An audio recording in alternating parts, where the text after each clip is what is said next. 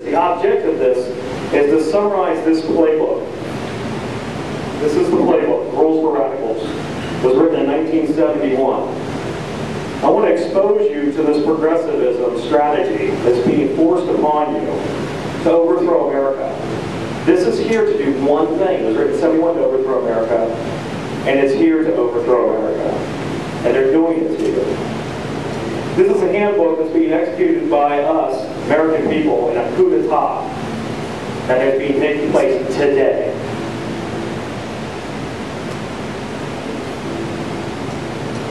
So let's get started. Who is this guy, Saul Alinsky? Well, there he is. Isn't he great? He's the Messiah. He's the hero. He's the mentor of the revolutionary progressive movement in the modern age. He was born in 1909, and thank God he died in 1971. He did his graduate work at the University of Chicago, where he studied criminology and prison life. From there, he did community organization work. In the 1930s, he worked in Upton Sinclair's Jungles, which is the Backyards Project for workers' rights. In the 1940s, worked in the ghettos of Rochester, New York, and he did what was called the Kodak Riot for workers' rights, where he created the genius of proxy, where he basically convinced local leaders in the community to sign their proxies over for the stocks of a corporation, and then hold that corporation's board hostage to be more sensitive to social causes. And after Kodak fell, the rest of the corporations started to fall. In the 1950s and 60s, he worked in the Mexican barrios. He spent a lot of time in jail, but he said that was the best of times. He called being in jail the best of times for a community organizer. It was a time to reflect and plan action. He said it was kind of like a retreat. He wrote a book previous to this that wasn't nearly as successful, and it was called Revelry for Radicals. He died in 1972. He organized a 15-month school. Now this is very important to know. He organized a 15-month school to educate people to become community organizing radicals. And his whole thing was to present progressive social change. And he's doing it in Chicago, where he trained them. And he trained them on the techniques in this book.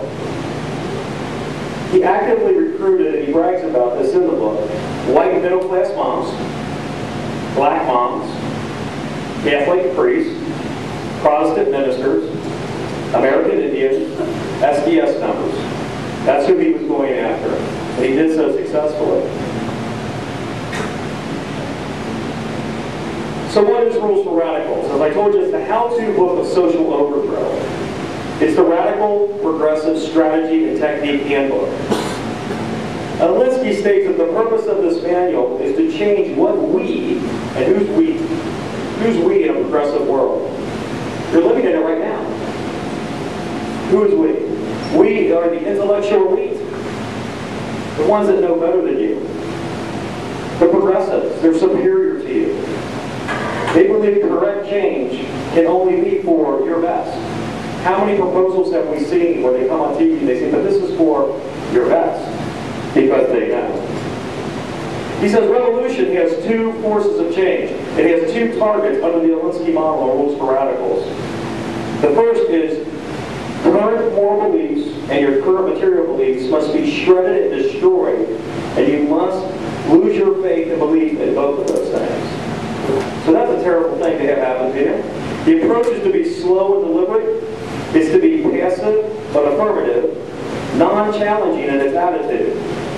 This is really best for you, the masses, the ones underneath us. The needed result to make the masses are so frustrated, you're so defeated, you're so lost, so fruitless, you go with your current system for the correct change. So let me ask a question to stop there for just a second. How many of you are having any of those feelings? I think some people are having those feelings. I've gone through it. I had to read this stinking book 7 times. I have feelings, believe me, after about the 3rd time through it. Now this acceptance is essential to any successful revolution under this man's system. They are to align themselves with the middle class and make you feel guilty about what you have. They align themselves with union members, the blue collars. This is the root of their revolution. They use common themes to rally social change. I've been working on this for many decades. I'm going to give you just a couple of them that you'll remember. Do you remember in the 60s it was down with the establishment? Remember that? That's a nice one from Alinsky. How about 70s? Stop pollution. Remember that? We all felt good about that. I had a binder like that. Today it's social justice. It's hope. It's change. All vague, but pointed at what? Business, capitalism, the man, the establishment. All this is bad. So where has this influence been seen? Alinsky's techniques is quoted here from the Chicago Sun-Times. Alinsky's techniques and teachings influenced generations of community and labor organizers, including the church-based group run by Jerry Kellman, who I'm going to introduce you to soon, hired a young Barack Obama to work in the Chicago South Side in the 1980s. Alinsky also impressed a young Hillary Clinton who was growing up in Park Ridge at the same time. Alinsky was the director of the Industrial Areas Foundation in Chicago. Now, how many people know that Hillary went on to write a 70-plus page thesis at Wellesley College in praise of Saul Alinsky? Not everybody. Progressives never change. So here are a couple of additional key players. I know that's not the best picture of the president, but I thought I'd throw it in and make you guys laugh. Now here's a picture of Jerry Kellman, who I'm going to introduce you to next, introducing Barack Obama at the DNC convention where they nominated him for president. Jerry Kellman. If there's a guy I think that's more evil than Saul Alinsky, it's this guy. He was recruited, trained, and hired, and he was mentor to Barack Obama. He's a student and he is a disciple of Saul Alinsky. He was born in New York. He was an anti-war protester and civil rights activist in the 60s. In Chicago, he was a community organizer. He did most of his work in the Catholic parishes of the Calumet region. And he had trouble connecting with these Catholic parishes because they were all on the south side and they were predominantly black. So he put together a developing communities project. Now this one got me a little bit. 20-plus Catholic parishes got together and raised $5,000 apiece to hire a suitable community organizer to connect to these black Catholic parishes in their parish and spread the message of social change. So somebody do the math. 20 parishes, $5 grand. How much did they pay this guy to do this? $100,000. $100K to do this. And I always crack up because I was thinking this week when I was going over my notes on this, who's the racist?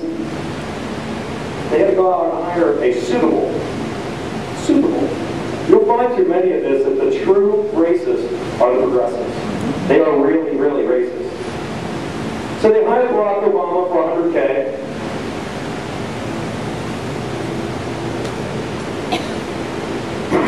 And they put him down in the basement of the rectory to work at the Holy Rosary Church. This man's first office was given to him and negotiated for by a father, Bill Stenick.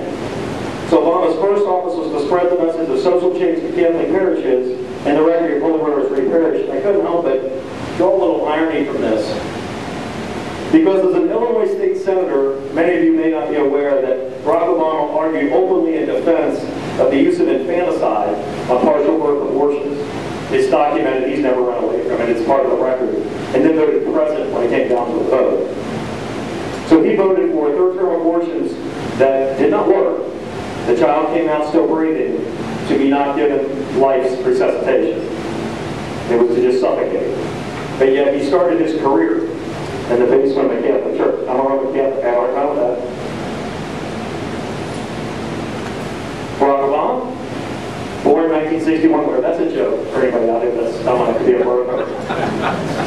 Nobody really, I mean, the guy was born in America, let's cut it out now. He went to Occidental, he went to Columbia, he went to Harvard Law. He taught in Chicago's law schools. He was hired by Jerry Kellman for the DCP project I told you about. Community organizer, Illinois State Senator. He failed as an initial attempt to win a House seat. A lot of people don't know that. Very successful senator in Illinois for all of 6 months, and then he ran for president. He's our 44th president of the United States.